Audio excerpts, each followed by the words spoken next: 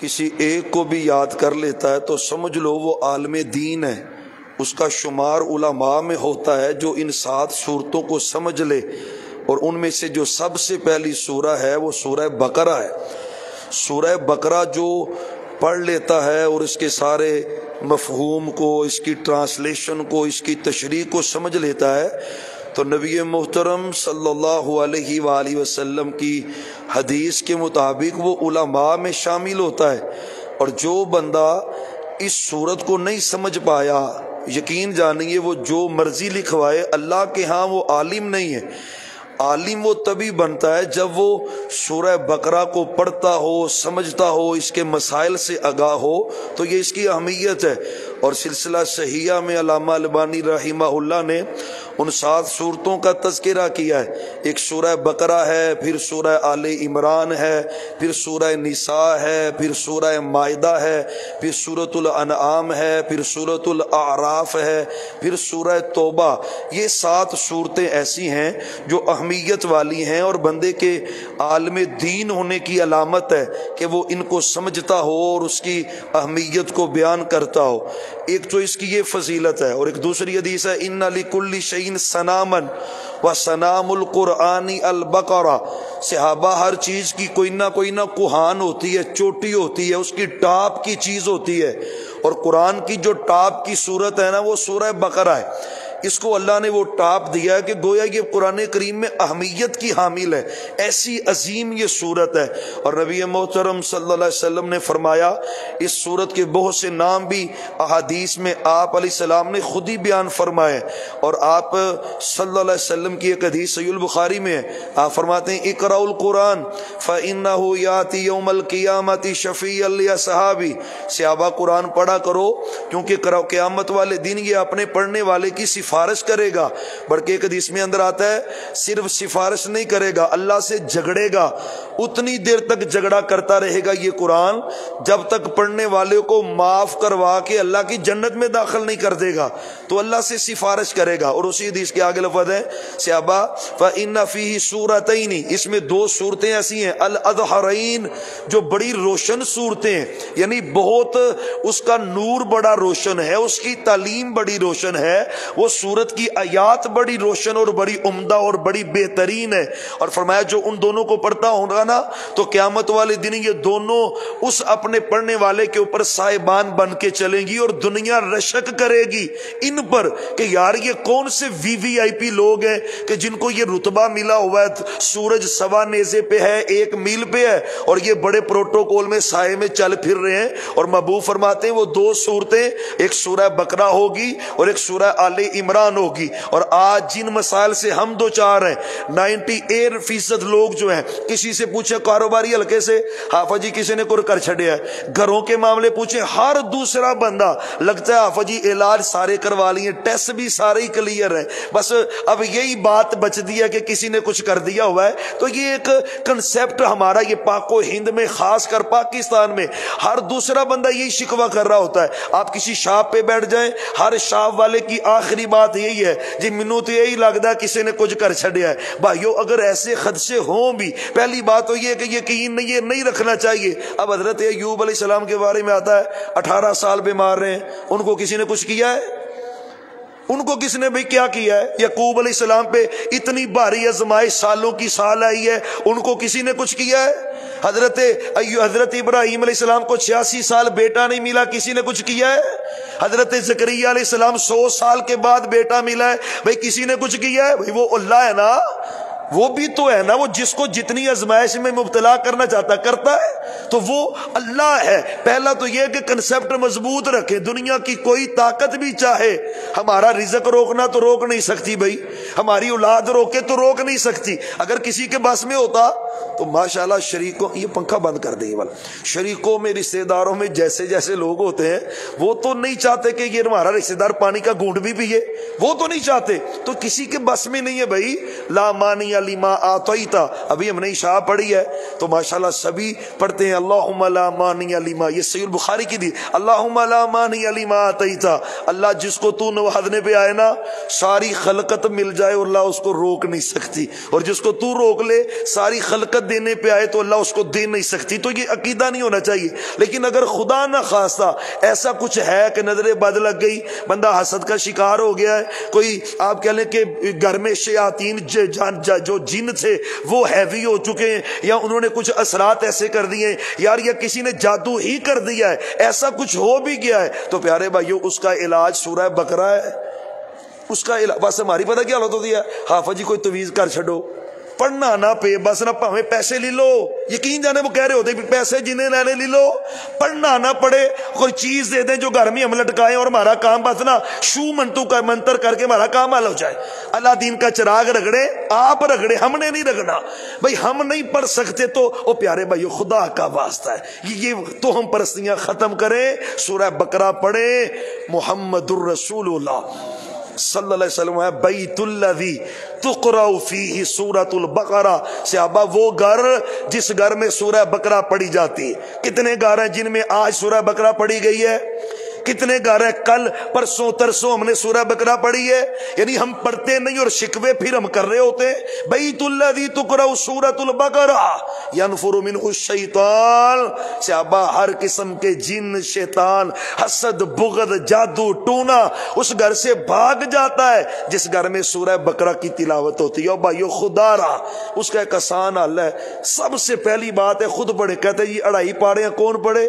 بڑا آسان ہے، گھر میں 5 فرد ہونا تو آدھا پارا ہر فرد پڑھے تو 15 منٹ میں سورہ بقرہ پڑھی جاتی ہے۔ بھائی مثال باپ ہے، ماں ہے، بیٹا ہے، بیٹی ہے، 5 فرد ہو، ایک پہلا نصف پڑھ لے، ایک دوسرا نصف پڑھ لے، ایک تیسرا نصف پڑھ لے، ایک چوتھا نصف پڑھ لے، ایک 5واں پڑھ لے، بقرہ تو پڑھی گئی۔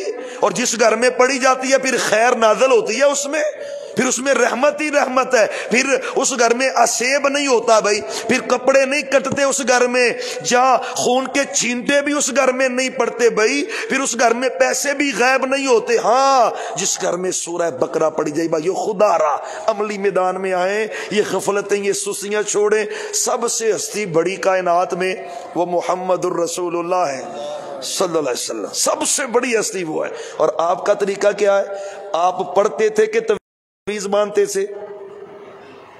اچھا بھی ہم کہتے جی ہم بڑے مصروف ہیں، مجھے بتلائیں قسم اللہ کی کائنات میں سب سے زیادہ اگر کوئی مصروف ترین ہستی تھی تو وہ محمد مصطفیٰ تھے صلی اللہ علیہ وسلم۔ اس کے باوجود آپ قرآن پڑھ رہے ہیں، اس کے باوجود میری مصروفیت اتنی زیادہ بن گئی ہے، تو خدا را اس کو پڑھنے والے بن جائے۔ میں آپ کو ایک اور حدیث سناتا ہوں، آپ فرماتے ہیں صحابہ فَإِنَّ أَخَذَهَا بَرَكَةٌ، جو سورہ بقرہ کو پکڑ لیتا ہے اس گھر میں برکت آ جاتی ہے۔ اِنَّ أَخَذَهَا بَرَكَةٌ، اس کے پکڑنے میں برکت ہے۔ وَإِنَّ تَرَكَهَا حَسْرَةٌ، جو سورہ بقرہ چھوڑ دیتا ہے پھر افسوس ہی افسوس ہوتا ہے، حسرت ہی حسرت ہوتی ہے، پھر نہ جی پھر وہ شکوے ہی شکوے ہوتے ہیں۔ کیوں بھئی بقرہ گھر سے غائب ہے، سورہ بقرہ ہی نہیں پڑھی جا رہی، تو پھر یہی ہوگا۔ تو خدا را انشاءاللہ ہم اس کو معمول بنائیں گے اپنی زندگی کا، اللہ کے فضل اور اس کی توفیق سے۔ اس سے بھی ایک آپ کہہ لیں پڑھنا تو خود چاہیے، لیکن اس سے بھی اگر آپ سمجھتے ہیں یار تو کم از کم موبائل پہ سورہ بقرہ لگائیں، رقیہ لگائیں، سورہ بقرہ لگائیں، اس کی بلند آواز کریں، اس کو سن تو سکتے ہیں نا بھائی، اس کو سن لیں تو اس کی بھی فیوز و برکات بندے کو ضرور نصیب ہوں گی، حاصل ہوں گی۔ جو سورہ بقرہ گھر میں پڑھے گا تو خدا را یہ عزم کرے، میری مائیں بہنیں بیٹیاں بھی ماشاءاللہ تشریف لاتی ہیں، سنتی ہیں، وہ ان کے مسائل یہ زیادہ ہوتے ہیں، زیادہ وہ ان مسائل سے دوچار ہوتی ہیں، تو میری ماؤں بہنوں بیٹیوں یہ اس کو زیور بنا لیں، اپنا سورہ بقرہ کو اپنی زندگی کا زیور بنائیں، اپنی بیٹی کو سورہ بقرہ یاد کروا دیں ترجمے سے، انشاءاللہ زندگی بھر حسرت اور افسوس نہیں رہے گا، رحمتیں برکتیں فضل اللہ نازل کرتا رہے گا۔ تو سورہ بقرہ قرآن کی آیات کے اعتبار سے سب سے بڑی سورت ہے، اور عظمت کے اعتبار سے بھی یہ قرآن کی بہت بڑی سورت ہے۔ اور یہ تو رمضان ہے، ماشاءاللہ ہم نے کچھ سسٹم ایسا کیا ہوا ہے، چلیں کیونکہ شرعی اعتبار پہ رخصت بھی ہے آپ صلی اللہ علیہ وسلم سے، تو قاری صاحب پڑھتے ہیں، تراویاں چھوٹی چھوٹی ہوتی ہیں، لیکن یہ ٹھیک ہے، ایک سہولت ہے، یہ نہیں کہ بندہ صبح سے لے کے شام تک تھکا ہوا ہو، لیکن یہ اس سے یہ نہ کریں کہ یہ رغبت نہ ہو، کبھی قرآن پکڑیں نہیں نہ پڑھنا آتا تو قیام کریں، رمضان ہے نا تو سورہ بقرہ شروع کر لیں بھائی، 2 رکعت شروع کریں گھر میں تنہائی میں بیٹھیں سورہ بقرہ شروع کر لیں. یار اس میں بھی نہیں ہے, موبائل میں یہ قرآن ڈاؤن لوڈ ہے, اس کو اوپن کریں, اس کو پڑھنا شروع کر دیں. یہ ثابت ہے, حدیث میں ثابت ہے. عائشہ صدیقہ رضی اللہ تعالیٰ عنہا کو جو ان کا غلام نماز تراویح پڑھاتا تھا وہ حافظ نہیں تھا, اور وہ مصحف دیکھ کر اوپر سے وہ تراویحاں پڑھاتا تھا, اور ماں جی اس کے پیچھے تراویح نماز ادا کرتی تھی. یہ جائز عمل ہے نوافل میں, تو پڑھیں بھئی اس کو. سورہ بقرہ 2 رکعت میں کوئی 15-20 منٹ آدھے گھنٹے کا قیام کریں, اپنے سچے نبی کی سنت میں بھی عمل ہوگا. اور پتہ ہے وہ جو حدیث ہے, صحابی کہتے تھے میں آپ کی تہجد کی نماز, یہ بھی تہجد ہے, یہ جو ہم نے پڑھی ہے نا یہ تہجد ہے. اور ایک اس کا وقت یہ ہے کہ آپ پچھلی رات پڑھ لیں, ایک وقت یہ ہے کہ عشاء کے فوراً بعد پڑھ لیں, یہ بھی تہجد ہے, وہ بھی تہجد ہے. رات 12 بجے پڑھے تب بھی تہجد ہے. ایک عام نظریہ بھی تہجد کے لیے سونا ضروری ہے. بھائی کوئی سونا ضروری نہیں ہے, کوئی سونا ضروری نہیں ہے, بلکہ میں آپ کو یہ کہوں گا یہ ہم نے 1 مہینہ قیام کرنا ہے, انشاءاللہ کرنا ہے نا جی. لیکن اس کو زندگی کا معمول بنا لیں, چھوڑے نا. رمضان کے بعد شوال آئے گا پھر بھی نہ چھوڑے. عشاء پڑھی ہے نا, 2 سنتے پڑھ کے 8 رکعت تہجد کے پڑھ لیں, عشاء کے ساتھ ہی پڑھ لیں, اس کو معمول بنا لیں. لیکن اللہ کی قسم ہے جب آپ معمول بنائیں گے پھر اللہ آپ کو پچھلے پہر بھی اٹھنے کی توفیق عطا کر دے گا. لیکن پڑھے تو صحیح, اس کو عشاء کے ساتھ پڑھ لیں تو یہ ایک معمول بنے گا. تو اللہ کی صحابی کہتا میں آیا میں دیکھنے کے لیے آپ تہجد کیسی پڑھتے, تو کہتے ہیں آپ کھڑے تھے, میں آپ کے ساتھ آ کے کھڑا ہو گیا, آپ کی دائیں جانب کھڑا ہوا تو آپ نے مجھے گھما کے نا, یعنی جہاں پہ امام کھڑا ہوتا ہے تو میں وہاں پہ کھڑا ہوا, تو آپ نے کان سے پکڑ کر نا گھما کے مجھے دوسری سائڈ پہ کھڑا کر لیا. تو کہتے پڑھنے شروع کر دی. میں آپ پڑھ رہے تھے سورہ بقرہ, آپ نے شروع کر دی سورہ بقرہ تہجد میں, اللہ اکبر. کہتے میں نے کہا چلو سورہ بقرہ ہے تو آپ 100 آیات پڑھ کے رکوع کر دیں گے, سورہ بقرہ جو پڑھ رہے ہیں. تو کہتے جب 100 آیات پڑھ لی پھر آگے 102 3 4 5 شروع ہوگی, تو میں نے کہا چلیں 200 آیات پڑھ کے محبوب رکوع کر دیں گے. تو عمر بھی کہتے ہیں میری چھوٹی تھی, یہ 10 11 12 سال عمر ہوگی صحابی کی. تو کہتے ہیں میرا دل کرے میں نماز توڑ کے چلا جاؤں. پھر میرے دل میں خیال آیا بھی نبی کیا سمجھیں گے بھی یہ اتنا بھی قیام نہیں کر سکا. کہتے پھر بہرحال میں کھڑا رہا, سورہ بقرہ مکمل پڑھ لی, 1 رکعت سورہ بقرہ مکمل. اب سورہ بقرہ کے بعد سورہ آل عمران ہے, آل عمران کے بعد سورہ نساء ہے. صحیح البخاری کی حدیث ہے, آپ نے آل عمران نہیں پڑھی. یہاں پہ ایک مسئلہ بھی سمجھیں, ترتیب فرض نہیں ہے بھائی, قرات کے لیے نماز میں فرض نہیں ہے ترتیب. اگر ترتیب آگے پیچھے بھی ہو جائے تو اس میں کوئی حرج والی بات نہیں ہے, یا اس میں یہ ہے کہ بندہ گناہ گار نہیں ہوتا. آپ صلی اللہ علیہ وسلم نے سورہ بقرہ پڑھ کے سورہ آل عمران چھوڑ دی اور اس کے بعد سورہ نساء کی تلاوت کی. صحابی کہتے میں سوچ رہا تھا چلیں سورہ نساء پڑھ کے ہی آپ رکوع کر دیں گے, لیکن نساء پوری پڑھ کے نا آپ نے پھر سورہ آل عمران شروع کر لی. اللہ اکبر, 1 رکعت. تے جے تھے قاری صاحب شروع کر دیں تے کلے قاری صاحب ہی رہ جائیں گے, پھر باقی تے اللہ دی سپرد. بہرحال ایسا کرنا بھی نہیں چاہیے نا, وہ تو چلے ایک حدیث بیان کر رہے ہیں. آپ اکیلے پڑھ رہے تھے, جب آپ جماعت سے پڑھاتے تھے تو پھر آپ کہتے تھے بھی جماعت جب پڑھاؤ تو پچھلوں کا خیال رکھو بھائی. تو جب اکیلے ہو تو پھر اپنی خوب جتنا لمبا قیام کر سکتے ہو کرو. تو بہرحال 5 ساڑھے 5 پارے محبوب نے 1 رکعت میں پڑھے. تو یہ رمضان ہے, یہ ذوق بنائیں بھائی. میں بھی کوشش کروں, آپ بھی تنہائی کی عبادت 2 رکعت پڑھیں, قرآن اوپر سے دیکھ کے پڑھ لیں, لمبا پڑھیں, لمبا قیام کریں. اور آپ حیران ہوں گے, میں آپ کو حدیث سناتا ہوں. صحابی کہتے ہیں 5.5 پارے پڑھے قیام میں, کتنا ٹائم لگا ہوگا؟ اچھا صحیح بندہ قاری پڑھنے والا ہونا تو وہ کم از کم آدھا گھنٹہ تو لگتا ہے روانگی سے. حافظ پڑھے, غیر حافظ پڑھے تو بھائی 1.25 گھنٹہ تو پکا ہے. جو غیر حافظ ہے, حافظ پڑھے تو 30 منٹ میں وہ قرآن یا لمونا تعالیٰ مولا نہیں کرنا چاہیے, آرام سے ترتیل سے پڑھے, سمجھ آئے. جیسے ماشاءاللہ قاری صاحب صحیح صاحب پڑھ رہے تھے تو یہ آدھا گھنٹہ لگتا ہے. آدھا گھنٹہ بھی لگائے 5 پارے, 2.5 گھنٹے تو لگ گئے نا جی. صحابی کہتے ہیں جتنا لمبا نبی نے قیام کیا تھا نا اتنا ہی لمبا نبی علیہ السلام نے رکوع بھی کیا تھا, اتنا ہی لمبا. اللہ اکبر, رکوع بھی اتنا ہی لمبا ہے اور سجدہ بھی اتنا ہی لمبا کیا آپ نے جتنا قیام کیا ہے. بھائیو یہ اس میں ہمارے لیے درس ہے. کبھی میری زندگی کی کوئی ایسی نماز ہے آج تک کہ میں نے 10 منٹ کا سجدہ کیا ہو, 15 منٹ کا سجدہ کیا ہو؟ روتا رہتا ہوں میں لوگوں کے سامنے, شکوے کرتا رہتا ہوں. کبھی سجدے میں مجھے رونا آیا ہے؟ سجدے میں رو پڑا ہوں اس کے سامنے جو رونے پہ ہنستا نہیں ہے. دنیا تو ہنستی ہے, آپ دنیا کے سامنے رو کے تو دیکھیں وہ آپ کا تماشا نہ بنا دے گی. خدا را بات چل پڑی دوسری طرف، آگے باتیں ایسی ہوتی رہیں گی خدا را، لیکن رمضان شروع ہے، خلوت کی 2-4 رکعتیں بنائیں، تنہائی کی، اکیلے آپ اور اللہ ہو، پھر اس سے گلے شکوے اور اپنے دکھ سنائیں اس کو، پھر دیکھیں اللہ کی رحمت آتی ہے۔ تو آپ صلی اللہ علیہ وسلم قیام میں ایک ہی رکعت میں پوری سورہ بقرہ پڑھتے تھے، تو اس سنت پہ بھی عمل اللہ ہمیں کرنے کی توفیق دے۔ تو سورہ بقرہ جو ہے، بعد نے تو یہ لکھا ہے کہ اس کا پہلی سورت سے بڑا گہرا کنٹیکٹ ہے، تعلق ہے۔ پچھلی سورت میں بندہ کہہ رہا تھا اہدنا الصراط المستقیم، یا اللہ مجھے سیدھا راستہ دکھا، صراط الذین انعمت علیہم، ان لوگوں کا راستہ جن پہ تیرا انعام ہوا ہے، اور ان کا نہ دکھانا جن پہ تیرا غضب ہوا اور جو گمراہ ہوئے یہود و نصارہ، ان سے بچانا۔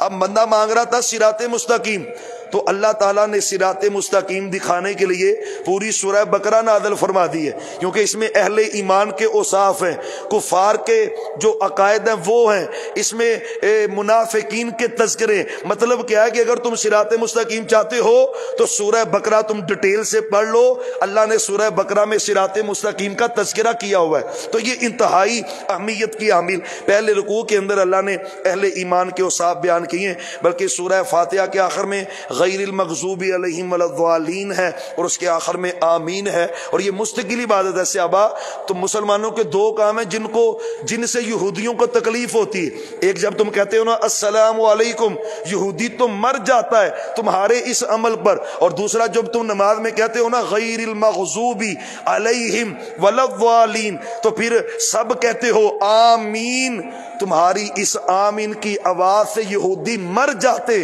جلس جاتے ہیں کہ یہ انہوں نے اتنی بڑی عبادت کر دی ہے، اور عبادت بھی اتنی بڑی ہے۔ اب بندہ نماز پڑھ رہا ہے نا، اس نے پڑھا غیر المغضوب علیہم ولا الضالین، اتنا پیارا جملہ ہے، صرف مقتدی نہیں کہہ رہے ہوتے، حدیث میں آتا ہے آسمانوں کے سارے فرشتے کہتے ہیں آمین۔ اللہ، کیسا پیارا عمل ہے بھائی، یہ زمین پہ قاری صاحب نے کہا ہے آمین، مقتدیوں نے بھی کہا ہے، اور اس پیاری آواز پر اللہ نے سارے فرشتوں کی فرمایا فَإِنَّ الْمَلَائِكَةَ يُؤَمِّنُونَ فَإِنَّهُ مَنْ وَافَقَ تَأْمِينُهُ تَأْمِينَ الْمَلَائِكَةِ غُفِرَ لَهُ مَا تَقَدَّمَ مِنْ ذَنْبِهِ۔ صحابہ جب امام آمین کہے تو تم بھی آمین کہو، تم بھی کہو، کیوں؟ فرشتے بھی کہتے ہیں، سب فرشتے کہتے ہیں، اور جو آمین کہتا ہے نا آمین، اللہ اکبر۔ فرمایا صحابہ جس کی آواز فرشتوں کی آواز سے موافقت کر گئی، اٹیچمنٹ ہو گئی، اس کی کنٹیکٹ ہو گیا نا فرشتوں کی آواز سے، صحیح البخاری کی حدیث ہے اللہ اس کی زندگی کے سارے گناہ معاف فرما دیتا ہے۔ کتنا بڑا عمل ہے آمین کا، تو یہ نماز کا مستقل عمل ہے، صحیح حدیث ہے۔ اور آج بھی حرمین گونج رہے ہیں، آج بھی دونوں حرمین اللہ کے فضل سے آمین سے گونجتے ہیں، اور جتنے بھی اہل ایمان اہل اسلام ہیں وہ آمین خود بھی کہتے ہیں اور کہنے کی ترغیب بھی دیتے ہیں۔ یہ ایک مستقل عبادت ہے، دعا کے بعد بھی اس کا کہنا احادیث سے صحابہ سے مروی ہے، وہ دعا کے بعد آمین کہا کرتے۔ تو اس کے بعد سورہ بقرہ ہے، ابتدا میں جو پہلا رکوع ہے اس میں اہل ایمان کے اوصاف ہیں، اور شروع میں الف لام میم ہے، اسے حروف مقطعات کہتے ہیں۔ ہم میں نا عموماً یہ عادت ہے کہ ہم درست بات کو چھوڑ کر جو ہے نا وہ غلط بات کی طرف زیادہ لپکتے ہیں۔ حروف مقطعات بات اس طرح ہی ہے کہ یہ ان کو کاٹ کے الگ پڑھا جاتا ہے، الف لام میم، یہ الگ الگ پڑھنے کو حروف مقطعات کہتے ہیں۔ آپ پوری شریعت پڑھ دیں، کوئی حدیث ایسی نہیں ہے کہ آپ نے اس کا ترجمہ کیا ہو، آپ نے اس کی تشریح کی ہو، لیکن بد نصیبی یہ ہے کہ آج لوگ اس کا ترجمہ بھی کر رہے ہوتے ہیں، آج لوگ اس کی تشریح بھی کر رہے ہوتے ہیں۔ پھر سب سے بڑھ کر یہ ہے کہ آپ جی اس کو سندری بنوا کے گھر پہ لگا لیں، جو صبح وہ اٹھ کر اس کو دیکھ لے گا بھی اس کی پریشانیاں دور ہو جائیں گی۔ بھائیو کیوں اختراع کرتے ہیں دین میں، کیوں نئی باتیں کرتے ہیں دین میں؟ جو بات ہمارے نبی علیہ السلام، آپ نے تو ترجمہ بیان نہیں کیا اور ہم نے فضائل بیان کر دیے۔ ہاں آپ نے صحیح حدیث میں کہا صحابہ میں نہیں کہتا الف لام میم ایک حرف ہے، بل الف حرف لام حرف میم حرف، میں نہیں کہتا کہ الف لام میم ایک حرف ہے، یہ 3 ہیں، جو یہ پڑھ لیتا ہے اللہ ان کو 30 نیکیاں عطا کرتا ہے۔ تو یہ عربوں کا خط و کتابت میں، شعراء کے کلام میں یہ ایک عادت تھی، وہ ایسے حروف استعمال کرتے تھے۔ قرآن کیونکہ اسی اسلوب میں نازل ہوا ہے تو اللہ نے بھی ایسے حروف کا تذکرہ کیا ہے، آگے چل کے اور صورتوں میں بھی اس کا تذکرہ ہوگا۔ پہلے رکوع کے اندر اللہ تعالیٰ نے اہل ایمان کے اوصاف اور 2 آیات میں کافروں کے جو ان کی بری عادات ہے اس کا تذکرہ کیا ہے، اور آگے تقریباً 13 آیات میں منافقین کا ذکر کیا ہے۔ یہی وجہ شارح نے لکھا ہے اتنا نقصان کافر نہیں پہنچاتے جتنا منافق پہنچاتے ہیں۔ دوستوں میں بھی ایسا ہوتا ہے، جو کھلا دشمن ہے وہ دشمن ہے بھائی، اور جو پہلو میں بیٹھا منافق ہوتا ہے نا وہ زیادہ خطرناک ہوتا ہے۔ گھروں میں برادریوں میں جو ایسے ہوتے ہیں نا سانپ، اوپر سے بڑے میٹھے ہوتے ہیں اور اندر سے زہر بھرا ہوتا ہے، وہ زیادہ خطرناک ہوتے ہیں رشتوں کے لیے اور برادریوں کے لیے اور دوستوں کے لیے، اور اسلام کے لیے بھی ایسا ہی ہوا ہے۔ جو کھلے کافر تھے انہوں نے اتنا نقصان نہیں پہنچایا جو اندر عبداللہ بن ابی منافق جیسے بے ایمان تھے جتنا انہوں نے پریشان کیا ہے۔ تو اللہ نے 13 آیات میں ان کا تذکرہ کیا، اور پھر اس کے بعد ایک ورلڈ آرڈر اللہ نے جاری کیا، یا ایھا الناس اعبدوا۔ یہاں پہ اہل ایمان نہیں کہا، لوگوں کہا ہے، اے لوگوں عبادت کرو کس کی؟ اپنے رب کی۔ اور رب کی عبادت کیوں کریں بھائی؟ اللہ ہم تیری عبادت کیوں کریں؟ اللہ کہتے اس لیے کرنی ہے کہ میں نے تمہیں پیدا کیا ہے، جس نے پیدا کیا اس کی عبادت کرو۔ جن کو تم نے معبود بنایا انہوں نے تو مکھی نہیں بنائی، انہوں نے تو مچھر تک پیدا نہیں کیا۔ تو جب خلق اللہ کی ہے تو پھر حکم بھی اللہ کا ہے، امر بھی اللہ کا ہے، تو اللہ نے اس کا تذکرہ کیا ہے۔ اور آگے چل کے قرآن کریم کی صداقت کے حوالے سے ہے کہ اگر تم سمجھتے ہو بھی یہ صحیح نہیں ہے تو قرآن کے مقابلے میں قرآن لے آؤ۔ آج جدید ٹیکنالوجی ہے نا جی، سائنس نکل آئی اور کیسی کیسی مہارتیں نکل آئی ہیں، لیکن اللہ کا چیلنج آج بھی ویسے ہی ہے، لاؤ بھائی۔ اور انجینئروں، سائنسدانوں، تم سارے ہی سیانے لوگوں مل جا، لاؤ قرآن جیسا۔ یورپ بڑی ترقی کر گیا، آسمانوں پہ پہنچ گیا ہے، قرآن جیسی کتاب نہیں لا سکا۔ یہ چیلنج ہے، آج بھی ہمارے نبی صلی اللہ علیہ وسلم کا معجزہ ہے۔ اور یقین جانے یورپ میں کیا ہے، اس طرح تبلیغ تو نہیں ہوتی، یورپ میں نہیں ہوتی۔ وہ کیسے مسلمان ہو رہے ہیں؟ وہ قرآن پڑھتے جا رہے ہیں اور مسلمان ہوتے جا رہے ہیں۔ نبی علیہ السلام نے اب اللہ نے جو معجزہ مجھے قرآن دیا نا، قیامت تک یہ معجزہ رہے گا، اور میرے اس معجزے کے ذریعے لوگ مسلمان ہوتے رہیں گے۔ وہ جتنا کافر اس قرآن کو دباتے ہیں اللہ اس کو اتنی بلندی عطا کر دیتا ہے۔ یقین جانے رمضان ہے نا، اتنے حافظ جی کو مسجد لب دیو، میں آپ کو ایسی ایسی مثالیں دکھاؤں، 5 حافظ ایک مسجد میں ہیں، 5 حافظ، 4 حافظ، 2 نماز تراویح رکھتے پڑھاتے، اس میں پاؤ پڑھ کے کچھ پڑھ کے، یعنی اتنے حفاظ ہیں۔ اللہ نے اس قرآن کی حفاظت کا ذمہ خود لیا ہے تو وہ کر رہا ہے۔ کافر دبانا چاہیں تو دبا نہیں سکتے، تو اللہ نے اس کا تذکرہ کیا ہے۔ اس کے بعد آگے چلتے ہوئے پورے رکوع میں حضرت آدم علیہ السلام کی تخلیق کا ذکر ہے، یہ آگے بھی آئے گا، وہاں پہ ڈیٹیل سے ذکر کریں گے۔ اس کے بعد تقریباً آپ کہہ لیں کہ 7 یا 8 رکوع وہ بنی اسرائیل کے اللہ نے بیان کیے، اور انہوں نے جیسے جیسے اللہ رسول کی بغاوتیں کی ہیں نا، اللہ نے اس کا تذکرہ کیا۔ اور شروع میں بڑی پیاری اللہ نے بات کی ہے، اوفی بعہدکم، فرمایا تم اپنا وعدہ کرو پورا، میں اپنا وعدہ پورا کروں گا۔ بنی اسرائیلیوں کو کہا ہے، اور ہمیں بھی اللہ یہ کیوں سنا رہے ہیں؟ اور مسلمانوں تم اپنا وعدہ پورا کرو، وہ مدد کا وعدہ وہ بھی پورا کرے گا جب تم اپنا وعدہ پورا کرو گے۔ صحابہ نے اپنا وعدہ پورا کیا تو اللہ نے وعدہ پورا کیا کہ نہیں؟ اللہ نے وعدہ پورا کیا بھائی، اللہ نے آسمانوں سے خزانے نازل کیے، زمین سے بھی نکالے۔ ہم نے وعدہ پورا نہیں کیا تو پھر ہم تو کھجل خراب تو ہو ہی رہے، لڑائیاں جھگڑیں گے۔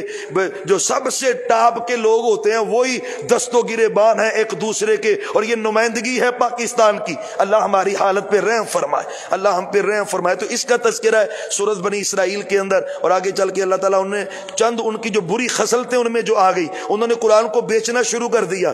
بیچنے سے مراد کیا ہے؟ حکمرانوں کی مرضی کے مطابق فتوے، کوئی بندہ پیسے لے کے آ گیا، جیسے اس کی طبیعت چاہے ویسے فتویٰ، ڈالر یورو پاؤنڈ پیسے لے کے حکمرانوں کو خوش کرنے کے لیے فتوے۔ اللہ کہتا ہے خبردار نہ بیچو میری آیات کو تھوڑی قیمت کے بدلے۔ مطلب کیا ہے؟ تھوڑی قیمت کیوں؟ کیا ہے؟ ساری کائنات مل جائے نا تو اللہ کے کلام کے مقابلے میں تھوڑی ہے، اس کی کوئی وقت ہی نہیں ہے۔ تو اس کا تذکرہ اللہ نے کیا۔ اللہ کہتا ہے حق کو باطل کے ساتھ نہ ملاؤ، بس یہ الگ الگ ہے، یہ حق ہے یہ باطل ہے، درمیان والا بھی رستہ ہے ہی کوئی نہیں۔ حق اور باطل دونوں الگ الگ چیزیں، اور وَأَنْتُمْ تَعْلَمُونَ، تم جانتے بھی ہو اور حق اور باطل کو خلط ملط کرتے ہو۔ نماز قائم کرو اور زکوٰۃ ادا کرو، رکوع کرنے والوں کے ساتھ رکوع کرو، یعنی با جماعت نماز کی اہمیت کا تذکرہ ہے سابقہ امتوں میں بھی۔ اور تم لوگوں کو نیکی کا حکم کرتے ہو اور اپنی جانوں کو بھول جاتے ہو۔ اب جب علماء یہ کریں گے یا دائی یہ کریں گے کہ لوگوں کو تو رگڑے کمال کا اور خود عملی میدان میں زیرو ہوں، آج علماء کی عزت کم کیوں ہے؟ قسم اللہ کی جو حقائق ہیں کم کیوں ہیں؟ تقریر ایسی ہوتی ہے کہ بس آسمانوں کو چھو جائے، اور عمل ایسا ہوتا ہے کہ زیرو بھی نہیں ہے۔ تو خدا را یہ اصول ہی خلاف ہے۔ بندے کا عمل اس کی تقریر سے زیادہ اچھا ہونا چاہیے، اس کے بیان سے زیادہ اچھا، عملی میدان میں بندے کو پہلے آگے ہونا چاہیے۔ اور جو بندہ اپنا عمل اچھا کر لیتا ہے نا، یقین جانیے پھر مالک اس کے اوپر اپنی رحمت ہی نازل کر دیتا ہے، فضل ہو جاتا ہے۔ جو بندہ اپنا عمل، تو یہ اللہ نے بنی اسرائیل کو کہا ہے تم لوگوں کو نیکی کا حکم کرتے ہو۔ حدیث میں آتا ہے کہ بندہ جہنم میں گھوم رہا ہوگا، اذیت پہنچ رہی ہوگی اس سے پورے جہنم والوں کو، اذیت تکلیف پہنچ رہی۔ بھئی یہ کون ہے؟ بھئی سارے پہنچانے کے شے، او یار یہ تو ہمیں کہتا تھا، یہ آج یہاں پہ پھنسا ہوا ہے، کیوں بھئی ادھر آئے ہو؟ وہ کہتا میں تمہیں کہتا تھا، خود عمل نہیں کرتا تھا، تمہیں کہتا تھا بھئی عمل خود پہلے یہ اللہ نے بات پسند ہی نہیں کی بھی لوگوں کو کہتا رہے اور خود عمل نہ کرے۔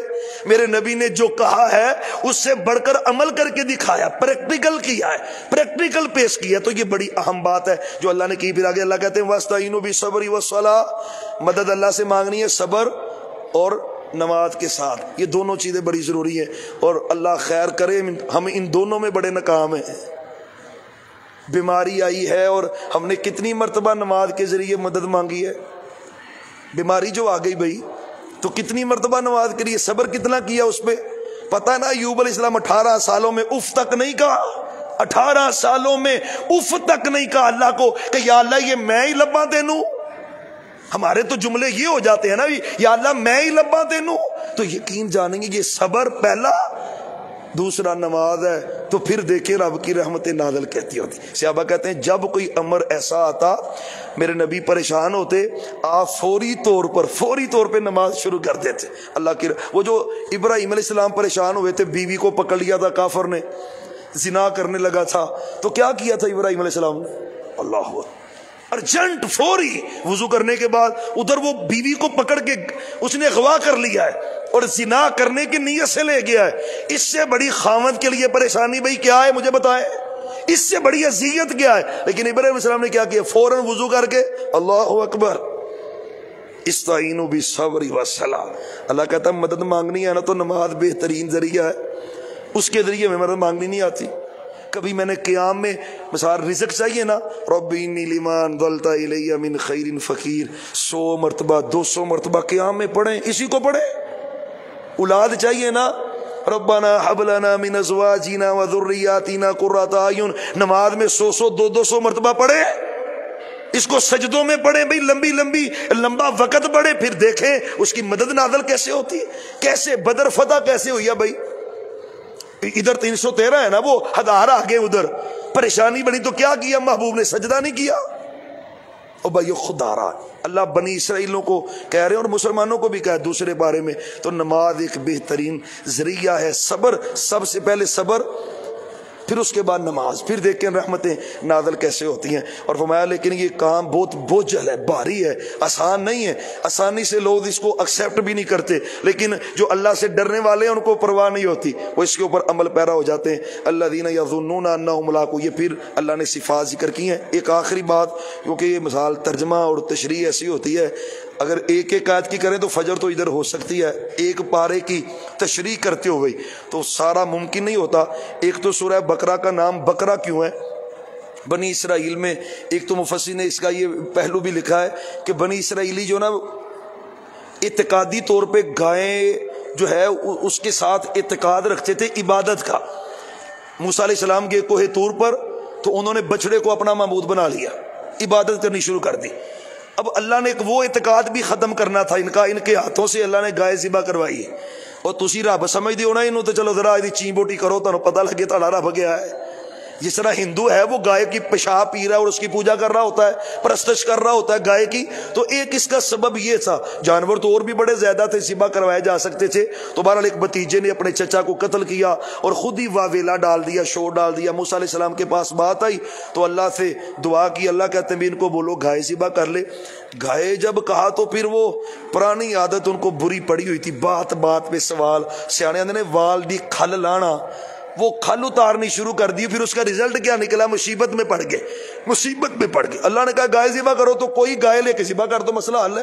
بھئی وہ گائے کیسی ہے, اس کا رنگ کیسا ہے, اس کا ویٹ کتنا ہونا چاہیے, عمر کتنی ہونی چاہیے, وہ میرا مطلب ہے کرتے کرتے کرتے پھر وہ وزنی بات اتنی ہوگی. بہرحال وہ گائے لی, اس کو ذبح کیا اور اس کا ایک ٹکڑا اس میت کو لگایا, تو میت بالکل یکدم ہوش میں. بھی تمہیں کس نے قتل کیا ہے؟ میرے بھتیجے نے قتل کیا ہے. پھر مر گئی. دنیا حیران ہوگی بھی یہ کیا ہو گیا.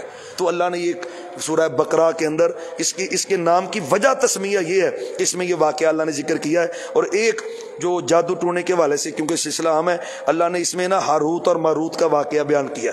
تو حضرت سلیمان علیہ السلام کے اوپر یہودیوں کا یہ بھی ایک الزام تھا کہ ان کی ساری حکومت جادو پہ چل رہی. سبب اس کا یہ تھا کہ اس دور میں جادو بڑا زیادہ تھا. سلیمان علیہ السلام نے کیا کیا؟ ساری جادو کی کتابیں اکٹھی کی, آپریشن کیا, کلین جادو کی کتابیں اکٹھی کی اور اپنے تخت کے نیچے دبا دی. اچھا, تخت کے نیچے اس لیے دفن کی کہ کوئی ان کو حاصل نہ کر سکے اور دوبارہ شیطانی کام نہ کرے. کی تو اس لیے, لیکن ان بدبختوں نے جب سلیمان علیہ السلام کی وفات ہوئی نا, تو انہوں نے تخت پیچھے ہٹایا, نیچے سے کھدائی کی. پتہ تو تھا کتابیں نیچے, تو جب کھدائی کی تو نیچے سے وہ جادو کی کتابیں نکل آئیں. انہوں نے کہا بھی ہم نہیں کہتے تھے بھی سلیمان علیہ السلام جو ہوا میں اڑتے ہیں جادو کی وجہ سے اڑتے ہیں, وہ جو حکومت کر رہے ہیں, جانوروں سے باتیں کر رہے ہیں, وہ باتیں کر رہے ہیں جادو کی وجہ سے کر رہے ہیں. تو مالک نے اس یہودیوں کے گندے الزام کی وضاحت کی ہے قرآن کریم میں, کیونکہ نبی پاکیزہ ہوتے ہیں. نبیوں پہ کوئی بھی الزام لگائے اللہ اس کو دھو کے رکھ دیتا ہے. وہ پتہ ہے نا موسیٰ علیہ السلام پہ الزام لگایا تھا, وہ موسیٰ علیہ السلام تو حیا والے تھے نا, اپنے ہاتھ بھی ڈانپ کے رکھتے تھے, سارے پاؤں تک ڈانپ کے رکھتے تھے. انہوں نے کہنا چھڑ دیا نعوذ باللہ, ان کو کوڑ پڑا ہوا نعوذ باللہ موسیٰ علیہ السلام کو. تو اللہ نے وہ الزام دور کرنے کے لیے, پتہ بخاری کی حدیث ہے, نہر کے کنارے میں لنگوٹ باندھا ہوا تو نہا رہے سے, کپڑے پتھر پہ رکھے ہوئے, تو اللہ نے پھر سٹارٹ کر دیا پتھر کو, چل بھئی آگے آگے. وہ موسیٰ علیہ السلام پتھر پکڑنے کے پکھت کے قریب آئے نا کپڑے پکڑنے کے لیے, تو پتھر بھاگنا شروع ہو گیا. آگے آگے موسیٰ علیہ السلام پہ یا حجر, حدیث کے لفظ ہے یا حجر صوبی, او پتھر میرے تو جانا تے چلا جا پر میرے کپڑے تے دے جا. یا حجر صوبی, بھئی میرے کپڑے تو دے جاؤ. اچھا اللہ چاہتا کیا تھا؟ قرآن میں 22ویں پارے میں ذکر بھی آئے گا. وہ بنی اسرائیل والے جو الزام لگاتے تھے نا, وہ سارے ہی ایک مجلس میں بیٹھے ہوئے تھے, سارے ہی اکٹھے تھے. تو حضرت موسیٰ علیہ السلام یا حجر صوبی آواز بلند ہوئی نا, سب نے دیکھا موسیٰ علیہ السلام کی طرف اور کہندے نا جی حیران ہی رہ گئے. وہ موسیٰ علیہ السلام کا جسم اتنا بیوٹیفل ہے, اتنا خوبصورت بدن ہے, اور ہم کہتے تھے نعوذ باللہ. اللہ کہتا ہے فَبَرَّأَهُ اللَّهُ مَا قَالُوا, جو الزام موسیٰ علیہ السلام پہ لگایا تھا اللہ نے بری کر دیا ہے موسیٰ علیہ السلام کو. اچھا انہوں نے دیکھا تو پتھر بھی کھڑا ہو گیا, لیکن اس کو پتا اب موسیٰ علیہ السلام کا غضب بھی مجھے برداشت کرنا پڑے گا. حدیث میں آتا ہے اتنا غصہ بھی پولیس والے دی دوڑ لوائی ہوئے چور نے, کو 2 کلومیٹر پجایا ہوئے تے قابو آ جائے, پھر کیا حال کرتے ہیں پولیس والے؟ وہ پھر وہی حال ہوتا ہے. ابھی موسیٰ علیہ السلام غصے میں تھے, ویسے ہی بڑے غصے والے تھے. پتہ نا کسون مار کے بندہ مار چھڑیا سی, تو طبیعت تو ویسے ہی بڑی جلالی تھی, اور نبیوں میں طاقت بھی بڑی ہوتی ہے. تو پتھر میں آسا جب مارا نا, حدیث کے لفظ ہیں اتنی شدید زور سے اس کو آسا مارا کہ پتھر پہ نشان پڑ گیا. پھر کپڑے لیے پہن لے. اللہ کی حکمت کیا تھی کہ موسیٰ علیہ السلام سے الزام اتر جائے. ان کو کوڑ نہیں ہے, یہ تو شرم اور حیا کی وجہ سے اپنا بدن ڈھانپتے ہیں. تو حضرت سلیمان علیہ السلام کا بھی الزام اللہ نے دھویا ہے, اور اللہ کہتے ہیں وَاتَّبَعُوا مَا تَتْلُو الشَّيَاطِينُ عَلَى مُلْكِ سُلَيْمَانَ, انہوں نے اس چیز کی پیروی کی ہے جو ملک سلیمان پہ پڑھا جاتا تھا, اس دور میں پڑھا جاتا تھا. شیاطین پڑھتے تھے, وہ کیا تھا؟ جادو کی کتابیں تھی. آج بھی ایسا ہوتا ہے. ادھر نا جنڈیالے روڈ پہ ایک عیسائی ہے, جامعہ میں ابھی, کیونکہ شروع کا ایک دور دین سے دوری کا بھی تھا, تو ایک دوست ہمارا وہاں پہ رہتا تھا جنڈیالے روڈ پہ, اس کے پاس جانا کرنا. تو اس کے پاس ایک عیسائی بیٹھتا تھا, وہ جادوگر تھا. یقین جانا, یہ میرے سامنے کی بات, جادوگر تھا. وہ کہتا جی قبروں میں کرتا ہوں, جادو کرتا ہوں. اور اس نے جو حیران کیا نا جس جملے نے, وہ یہ تھا, وہ کہتا جی 99% میرے پاس جو جادو کروانے آتے ہیں وہ مسلمان آتے ہیں.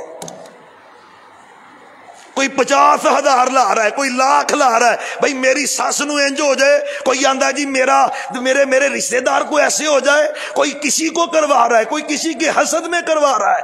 کون خدا کا واسطہ ہے, ہم کیا کر رہے ہیں بھائی؟ سچے نبی نے کہا ہے وما کفر سلیمان، قرآن کہتا ہے سلیمان علیہ السلام نے کفر نہیں کیا۔ مطلب کیا ہے؟ یہودیوں تم جادو کرتے ہو اور تم کہتے ہو سلیمان علیہ السلام نے جادو کیا، جادو تو کفر ہے۔ تو سلیمان علیہ السلام نے کفر نہیں کیا بھائی، وہ تو اللہ کے پیغمبر تھے، ہوا میں اڑتے تھے تو معجزہ تھا، جانوروں کی بولیاں آتی تھی تو معجزہ تھا، وہ اللہ نے معجزے ان کو دیے تھے، دنیا کی حکومت تھی تو معجزہ تھا، انہوں نے کفر نہیں کیا۔ پھر اللہ نے ان کے، اور جادو کا مقصد کیا ہوتا ہے اللہ نے آگے بیان کیا ہے، اس کا سب سے بڑا مقصد یہ ہوتا ہے خاوند اور بیوی میں لڑائی ڈالنا، خاندانوں میں تفرقہ ڈالنا۔ اور آج دیکھیں، آج جادو کس لیے ہو رہا ہے بھائی؟ بس پیو پتر تو دور ہو جائے، پرا پرا آپس لڑ پین۔ وہ شیطان کا جو حدیث میں آتا ہے نا، پانی کے اوپر تخت ہے شیطان کا، اور اپنے چیلوں کو بھیجتا ہے شیخو بورے میں جاؤ ڈیوٹیاں کر کے آؤ، اور ڈیوٹیاں کر کے جب سب واپس جاتے ہیں نا، سب سے پوچھتا بھی کیا کر کے آئے ہو؟ ایک کہتا جی میں بندے لڑایا، ایک کہتا جی میں بندہ ہی قتل کروایا، ایک کہتا جی میں نے شراب پلوا دی ہے کسی کو، ایک کہتا جی میں نے زنا کروا دیا۔ کہ پرا ہو جو، کچھ بھی نہیں کیتا، تم نے کیا کیا ہے؟ ایک کہتا جی میں بھی کر کے آیا ہوں۔ تم کیا کر کے آئے ہو؟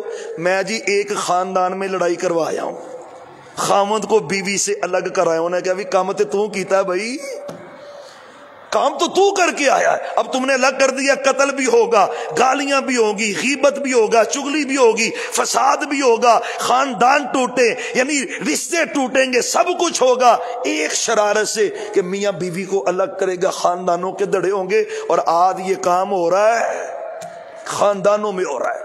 جو جادو کے ذریعے کافر کرتا تھا، آج برادریوں میں بیٹھے شیطان کر رہے ہوتے ہیں، ادھر دی ادھر تے ادھر دی ادھر تے پواڑے پائی جا رہے ہیں۔ خدا را اپنے گھروں میں محبت والا ماحول پیدا کریں۔ تو ابلیس شیطان، حدیث کے لفظ ہے من تسحرا، جو جادو کرتا ہے، او تو سحرا، جس کے لیے جادو کیا جاتا ہے، من تکہنا، جو کہانت کرواتا ہے، جس کے لیے کہانت کی جاتی ہے۔ فرمایا جو مرضی کرے، مسلمانوں کا اس کے ساتھ، میرے ساتھ اس کا کوئی تعلق نہیں ہے، بلکہ حضرت عمر نے تو قتل کروایا ہے جادوگر کو، جو روکنے کے باوجود رکا نہیں، اس کو قتل کروایا ہے۔ اس کی سزا یہ ہے کہ اس کو قتل کیا جائے۔ اور آج فٹ پاتھوں پہ بیٹھے یہ عامل، یہ جادوگر، اور آپ سنڈے میگزین پڑھیں، خدائی دعوے لوگ کر رہے ہوتے ہیں۔ کون کہتا ہے بیٹا نہیں ہوگا، کون کہتا ہے اقتدار نہیں ملے گا؟ یہ خدائی دعوے نہیں ہے تو اور کیا ہے؟ ان کو لٹکانا چاہیے، پہلے ان کو توبہ کروائیں، اگر توبہ نہیں کرواتے تو حکومت کی ذمہ داری، تو حکومت نو تو گئی ہوش نہیں ہو کیڑے کیڑے کام کرے۔